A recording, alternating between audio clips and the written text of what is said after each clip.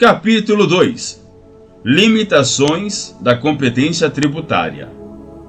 Seção 1. Disposições gerais. Artigo 9º. É vedado à União, aos Estados, ao Distrito Federal e aos municípios. Inciso 1. Instituir ou majorar tributo sem que a lei o estabeleça, ressalvado, quanto à majoração, o disposto nos artigos 21, 26 e 65. Inciso 2. Cobrar imposto sobre o patrimônio e a renda, com base em lei posterior à data inicial do exercício financeiro a que corresponda. Inciso 3. Estabelecer limitações ao tráfego, no território nacional, de pessoas ou mercadorias por meio de tributos interestaduais ou intermunicipais. Inciso 4. Cobrar imposto sobre: alínea A. O patrimônio, a renda ou os serviços uns dos outros. Alínea B. Templos de qualquer culto. Alínea C.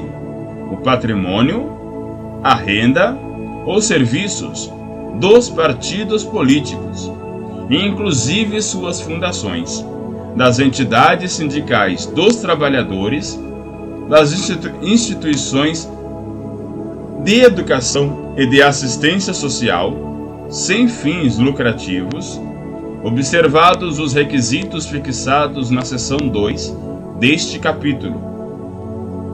Alínea D. Papel destinado exclusivamente à impressão de jornais, periódicos e livros. Parágrafo 1º. O disposto no inciso 4 não exclui a atribuição, por lei, às entidades nele referidas, da condição de responsáveis pelos tributos que lhes caiba reter na fonte, e não as dispensa da prática de atos previstos em lei, assecuratórios do cumprimento de obrigações tributárias por terceiros. Parágrafo 2º. O disposto na linha A do inciso 4 aplica-se exclusivamente aos serviços próprios das pessoas jurídicas de direito público a que se refere este artigo e inerentes aos seus objetivos. Artigo 10. É vedado à União instituir tributo que não seja uniforme em todo o território nacional, ou que importe distinção ou preferência em favor de determinado estado ou município. Artigo 11. É vedado aos estados, ao Distrito Federal e aos municípios estabelecer diferença tributária entre bens de qualquer natureza, em razão da sua procedência ou do seu destino.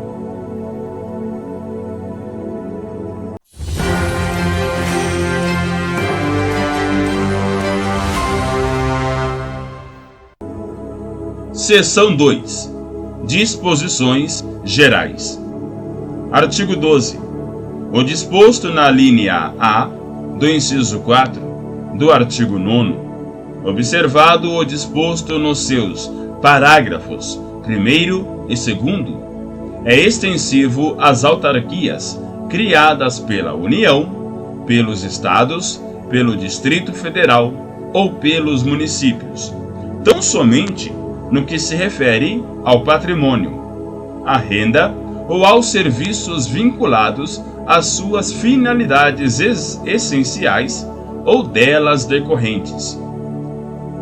Artigo 13.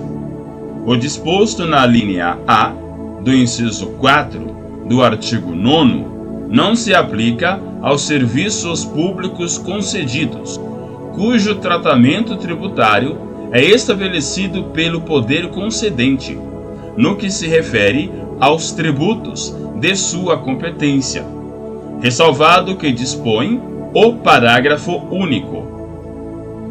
Parágrafo único. Mediante lei especial, e tendo em vista o interesse comum, a União pode instituir isenção de tributos federais, estaduais e municipais para os serviços públicos que conceder, observado o disposto no parágrafo 1º do artigo 9º.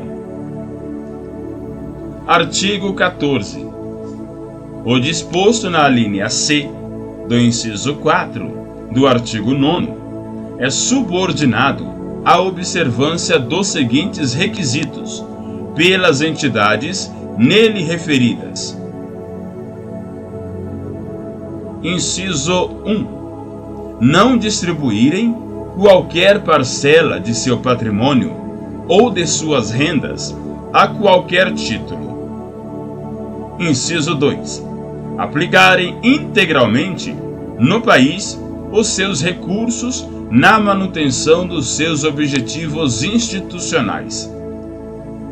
Inciso 3. Manterem escrituração de suas receitas e despesas em livros revestidos de formalidades capazes de assegurar sua exatidão. Parágrafo 1º. Na falta de cumprimento do disposto neste artigo, ou no parágrafo 1º do artigo 9º, a autoridade competente pode suspender a aplicação do benefício. Parágrafo 2º. Os serviços a que se refere a linha C do inciso 4 do artigo 9º são exclusivamente os diretamente relacionados com os objetivos institucionais das entidades de que trata este artigo, previstos nos respectivos estatutos ou atos constitutivos. Artigo 15. Somente a União, nos seguintes casos excepcionais, pode instituir empréstimos compulsórios. Inciso 1. Guerra externa ou sua iminência. Inciso 2. Calamidade pública que exija auxílio federal impossível de atender com os recursos orçamentários disponíveis. Inciso 3. Conjuntura que exija a absorção temporária de poder aquisitivo. Parágrafo único. A lei fixará obrigatoriamente o prazo do empréstimo e as condições de seu resgate, observando, no que for aplicável, o disposto nesta lei.